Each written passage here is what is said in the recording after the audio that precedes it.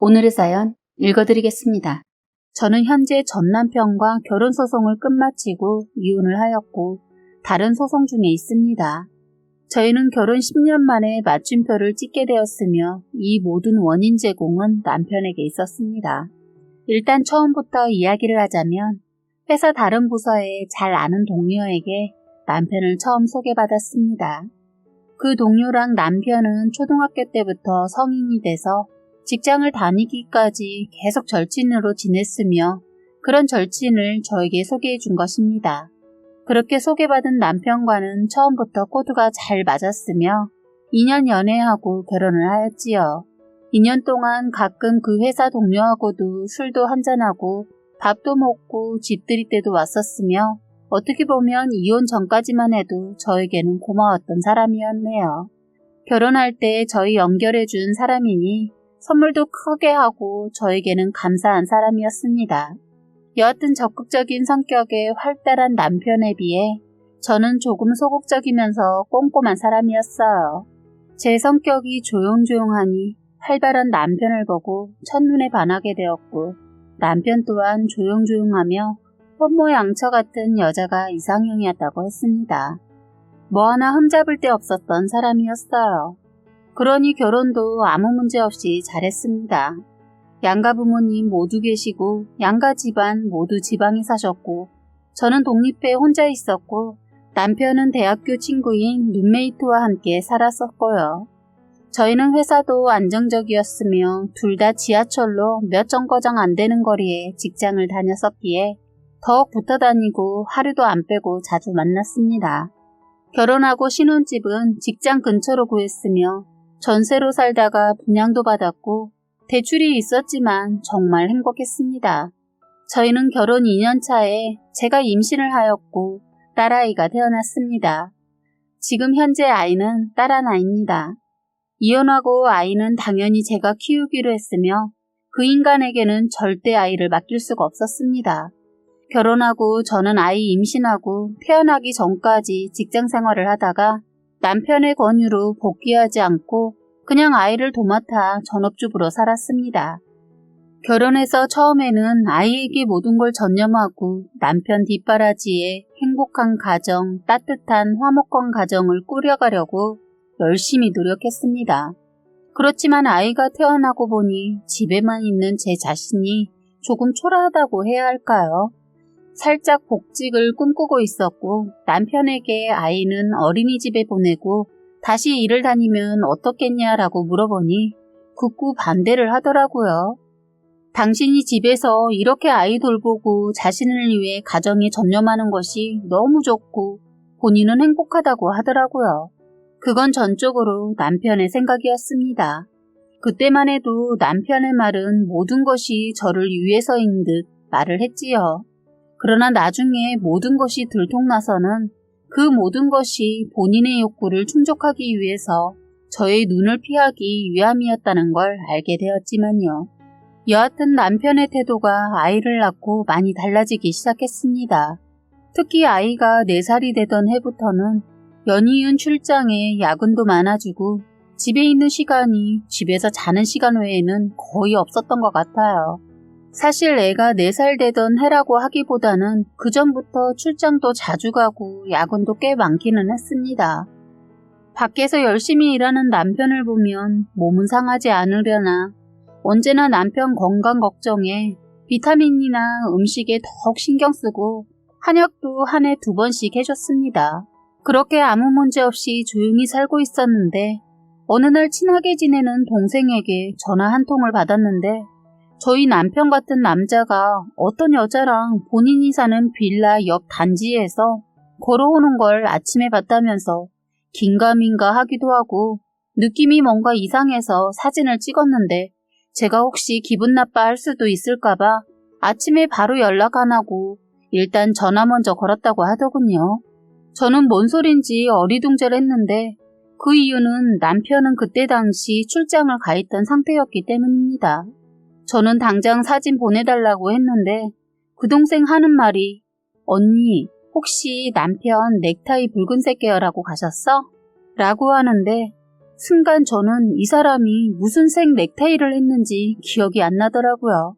또 출장은 어제 갔고 넥타이는 2개 챙겨갔기 때문에 일단 사진부터 보내라고 했는데 저는 사진 전송되기 전에 생각했습니다. 이런 일로 헛된 소리 할 동생이 아닌데 우리 남편 얼굴 몇 번 못 봐서 잘 모르고 헷갈렸을 거야 라고 주문하듯 머릿속으로 생각하는 찰나 톡으로 사진이 도착했고 조금 거리가 있어 얼굴이 자세히는 잘 안 나왔지만 한 여자와 팔짱을 끼고 걷는 남자의 실루엣을 보니 분명 남편임이 틀림없었습니다. 그런데 이상하게 남편을 보게 되는 것이 아니라 남편 옆에 팔짱 끼고 있는 그 여자에게 자꾸만 눈이 가더라고요. 머리는 단발에 날씬한 그녀, 어디선가 본 듯한 여자, 내가 알고 있는 여자인 것 같았습니다. 그렇게 사진 한 장을 뚫어지게 보고 있는데 그 동생이 바로 영상 하나를 추가로 보내왔습니다. 혹시 몰라 동영상 촬영도 했다고 하더군요. 영상이 다운되는 동안 저는 과연 이 영상에는 무슨 상황이 담겨 있을지 정말 미쳐버릴 것만 같았고 심장이 밖으로 튀어나오는 것만 같았습니다. 그렇게 영상을 보는데 정말 확실하게 내 남편이 맞았고 그 옆에 있던 여자는 남편을 소개해준 저희 회사 동료였던 그 사람이더군요. 정말 할 말을 잃어버렸습니다. 왜 이들이 같이 있는 건지 또 출장 간다고 간 사람이 왜 그곳에서 그것도 아침에 한 빌라에서 나오는 것인지 머릿속에는 드라마 한 편이 만들어지더라고요. 저는 동생과 잘 이야기하고 바로 남편에게 전화를 걸었습니다. 전화를 받는 남편은 아무렇지 않게 출장을 와 있다고 하더군요. 당신 지금 어디야? 출장 간 거 맞아? 그럼 출장 왔지. 내가 어디겠어. 그래? 그럼 내가 사진이랑 동영상 하나 보낼게. 이거 한 번만 봐줄 수 있을까? 무슨 영상? 저는 사실대로 말했습니다. 아는 동생이 당신이랑 비슷한 사람 봤다면서 뭘 보내줬거든? 근데 난 잘 몰라서 당신이 보고 말해줄 수 있지? 당신인지 아닌지. 제 말을 듣자 전화기 너머에서는 남편의 깊은 한숨이 들려오더군요. 그리고는 아무 말이 없었습니다. 저는 곧바로 왜 대답을 안 해? 뭐라고 말 좀 해봐. 일단 보내봐봐. 그리고서는 바로 전화를 끊어버리더군요.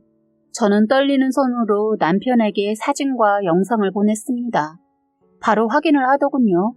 그리고는 30분이 지나도 말이 없길래 전화를 걸었습니다. 역시 안 받더군요.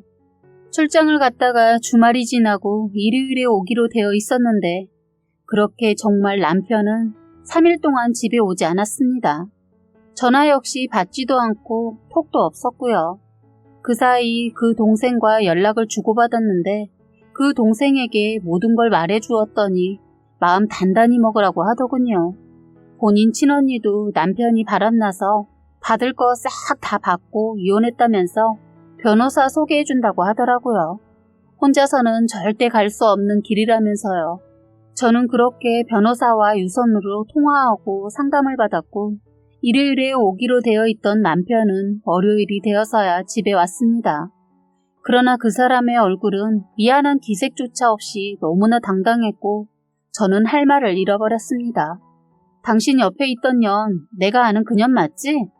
말 조심해. 그년이라니. 말 함부로 하지 마. 너네 미쳤구나. 더러운 짓은 너희들이 다 해놓고선 지금 나보러 말을 함부로 하지 말아라. 너네 언제부터였어? 말해 이 새끼야. 당장 말 안 해? 이혼하자. 남편은 단호하게 한마디를 하더니 모든 걸 다 말했습니다. 예전에 저를 소개받기 전부터 그 여자를 사랑했고 그 여자가 거부했으며 계속해서 친구로 지내다 저를 소개받고 결혼까지 했다고요. 제가 싫었던 것도 아니었고 사랑이라 믿었지만 결국엔 사랑이 아니었으며 저희가 결혼하고 난 후 그 여자도 마음을 돌려 계속해서 둘이 관계를 이어왔다고 하더군요. 특히 제가 임신했을 때부터였다고 그 더러운 입으로 나불거렸습니다.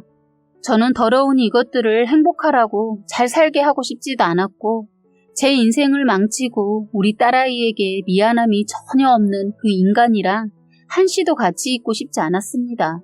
저는 짐 싸서 당장 우리 집에서 나가라고 하였고 남편은 본인 짐 싸서 집을 나갔습니다. 그 이후에 저는 그년 집 찾아가 봤는데 또 한 번 할 말을 잃어버렸습니다. 둘이 완전 살림을 제대로 차려서 살고 있더군요. 정신 나간 연놈들이었습니다. 뒤늦게 마음을 돌린 그년도 쓰레기였지만 제 인생 망쳐버린 그 새끼도 쓰레기였습니다. 저는 사진 보내준 동생이랑 저희 친언니랑 그년 집 찾아가 집안 살림 싹 다 때려 부셔버리고 왔으며 이혼도 몇 달에 걸려 진행하고 남편과 이혼을 했습니다. 재산 분할과 이 모든 책임은 남편에게 있었기 때문에 그 자식 그대로 내쫓아버리고 땡전 한 푼 없이 내쫓았습니다. 그리고 남편이 저희 딸은 저보고 키우라고 하더군요. 누가 그 더러운 인간에게 애를 맡기겠습니까? 저는 개수작 떨지 말라고 양육비도 내놓으라고 했더니 처음에는 황당해 하더군요.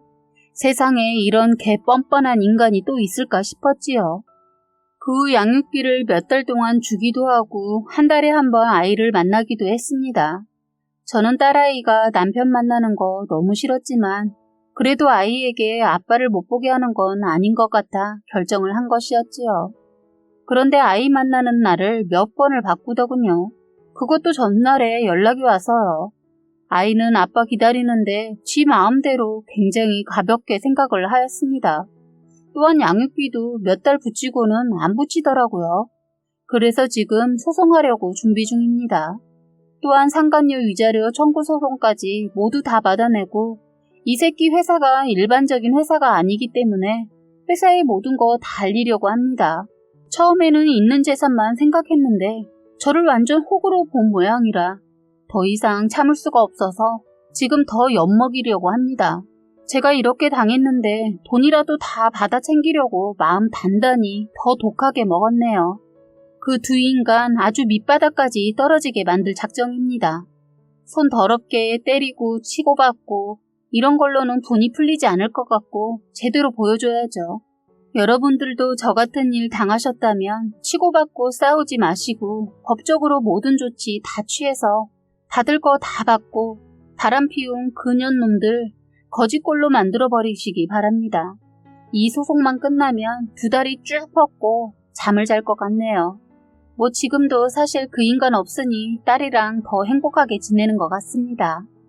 그 인간 머리털도 슬슬 벗겨지려고 하던데 머리털까지 훌라덩 다 벗겨져 버렸으면 좋겠네요. 어렸을 때부터 꿈이 현모양처였던 여자이자 한 아이의 엄마로 살고 있는 평범한 시골의 아줌마입니다. 저희 집안은 아버지가 조금 이른 나이에 돌아가셔서 엄마가 혼자 저희 3남매를 키우셨어요. 그러다 보니 다른 친구들의 엄마처럼 비가 올 때 학교로 우산을 들고 나와주거나 준비물을 두고 갔을 때 학교에 찾아주는 일은 없었습니다. 그래서 저는 나중에 어른이 되어 가정을 꾸리게 된다면 아이에게 헌신해주는 부모가 되고 싶다고 생각했었어요. 나중에 엄마랑 어릴 적 얘기를 하는데 엄마도 그 상황 속에서 저희를 키우려고 하니 굳세질 수밖에 없었고 그때 많이 사랑해주지 못한 게 아직도 너무 미안하다고 하셨습니다. 지금은 충분히 그런 엄마의 마음을 이해할 수 있게 되었어요. 왜냐면 저도 사회생활을 해보고 결혼을 해보니 알겠더라고요. 저는 성인이 되자마자 일찍 사회생활을 시작하게 되었어요. 그리고 이를 악물고 열심히 일을 해서 그런지 사회에서 저의 능력을 인정받을 수 있었어요. 그리고 결혼도 조금 일찍 하게 되었습니다. 제가 그때 25살이었고 오빠는 28살이었습니다. 그런데 처음 만나 뵌 시어머니는 저를 마음에 들어 하시지 않는 눈치였어요. 제가 한마디만 꺼내면 쏘아보기 바빴고 그런 모습에 속이 많이 상했지만 결혼해서 제가 잘하면 어머님도 변할 거란 생각 하나로 버텼습니다. 알고 보니 어머님은 제가 아버지가 없는 집안에서 태어나 자란 게 마음에 들지 않았던 거예요. 그래서 마음에 안 든 표를 팍팍 냈던 겁니다. 그런데 어느 날부터 예비 시어머니가 갑자기 변하기 시작하더군요. 저를 보면 반가워하고 자꾸 집 얘기며 당신이 가지고 싶은 것들을 하나둘 말을 하는 겁니다. 누가 봐도 눈치챌 정도의 행동이었습니다. 다 사달라는 거였죠. 어쨌든 혼수로 해드리고 남편이 모아둔 돈이 없어서 집까지 해왔더니 어머님의 태도가 살짝 달라지더군요. 그런데 그것도 얼마 안 가긴 했지만 말입니다. 그런데 이상하게도 어머님이 계속 저와 남편의 사이를 이간질을 하더군요. 그때 많이 힘들긴 했지만 남편이 저의 말을 잘 믿어주어서 버틸 수 있었어요. 그리고 꿈에 그리던 임신을 결혼 후 1년 만에 하게 되었습니다. 하지만 안타깝게도 첫 아이를 유산으로 떠나보내게 되었죠. 제 몸속에 있던 생명이 떠나간다는 것은 참 힘든 일이었습니다. 그때 이후로 몸이 조금씩 안 좋아지기 시작하더군요. 그래서 그 뒤로 저희는 조금의 쉼을 가지고 있다가 다시 임신 계획을 세워보았습니다. 하지만 망가진 저의 몸 때문인지 임신이 조금 힘들었어요. 그때부터 저희 부부는 많이 예민해져 있어서 다투는 일이 참 많았던 것 같아요. 그래서 임신 계획을 또다시 멈추게 되었습니다. 저희 사이에서는 많은 스트레스가 겹쳤었고 힘든 일은 한 번에 몰려온다더니 컨디션이 안 좋아지다 보니 회사에서도 계속 실수를 하게 되더군요. 원래 회사에서도 일을 잘한다고 인정받던 저이기에 그때의 저는 더 자존심이 상하고 속상했던 것 같습니다. 어쩔 수 없이 저희는 회사에서 받은 스트레스와 다양한 문제들로 인해 갈등의 골은 깊어지게 되었습니다. 그런데 계속 이렇게 지낼 수만은 없겠더라고요. 그래서 제가 먼저 남편에게 다가가 저희 사이를 풀기 위해 둘 다 노력해보자고 했습니다. 그래서 저희는 다시 저희의 사이를 회복하기 위해서 연애 때처럼 대해보기도 하고 스킨십을 더 많이 하기도 했습니다. 하지만 망가진 저희의 사이는 쉽게 고쳐지지 않더라고요. 이젠 서로 지칠 대로 지쳐있던 도중 어머님이 저희 집에 찾아오게 되었습니다. 그런데 하필 그날 집에는 저만 있었고 남편은 회사에 급한 일이 생겨 회사에 가 있던 상황이었어요.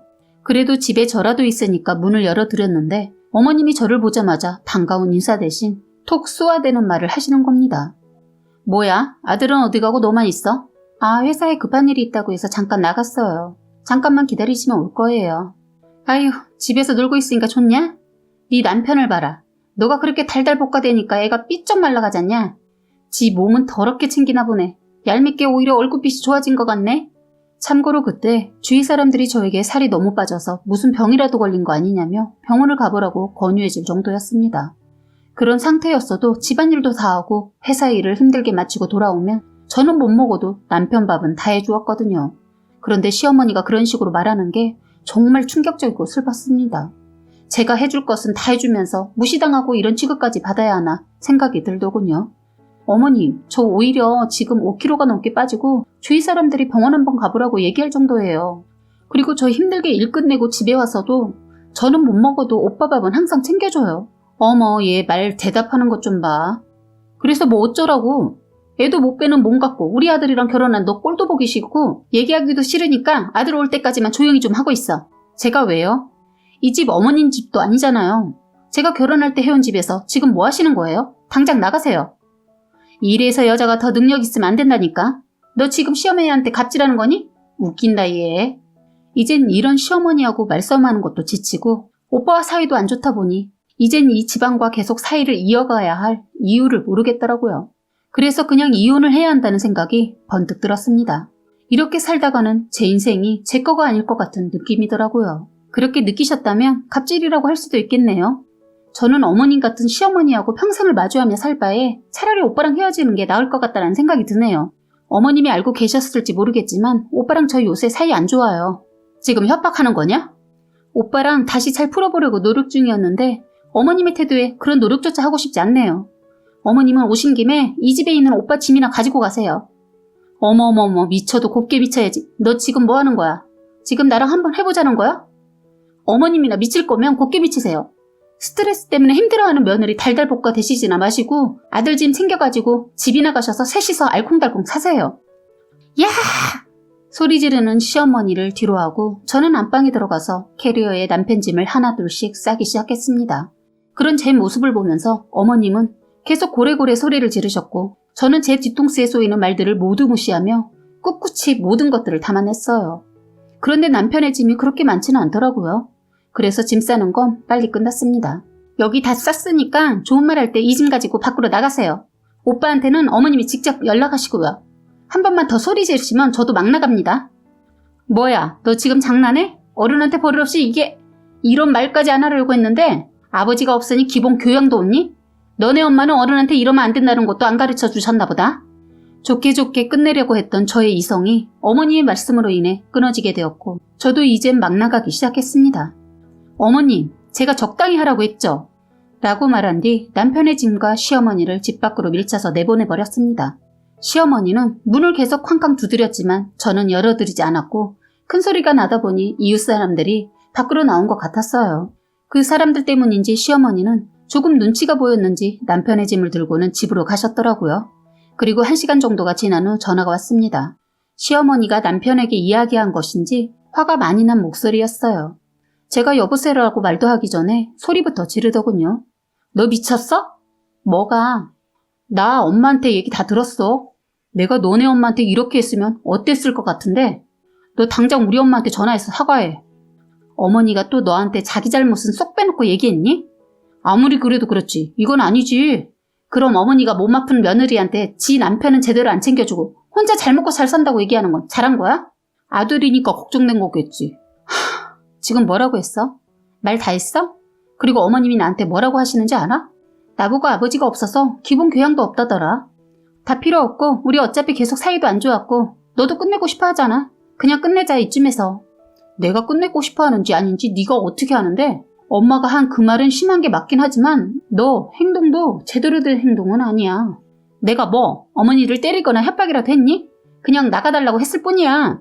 몰라. 나는 끝내든 말든 엄마한테 사과 안 하면 난 용서 못해. 그럼 지금 내가 사과하면 다 끝낼 수 있다는 거야? 그렇지. 어이가 없었지만 이놈과 빨리 끝내는 방법이라면 열받아도 참고.